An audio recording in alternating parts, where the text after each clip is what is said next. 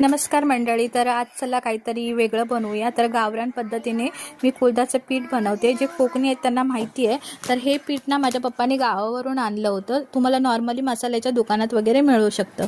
तर त्याच्यासाठी मी घेतलं इथे कांदा, लसूण आणि कढीपत्ता, बस एवढंच लागतं. तर आपण कांदा ना असा बारीक चिरून घेऊया. त्यानंतर मी इथे घेतलं कुळथाचं पीठ, त्याच्यामध्ये पाणी ॲड केलं आहे आणि चांगलं असं मॅश करायचं. त्याच्यामध्ये गुठल्या राहू नाही द्यायच्या. पूर्णतः असं एकदम पातळ झालं पाहिजे.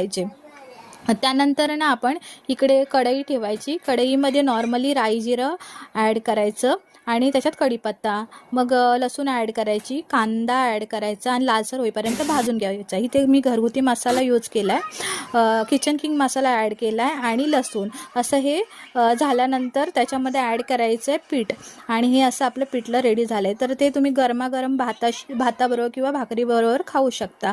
चला तर मग माझ्या चॅनलला सबस्क्राईब करा.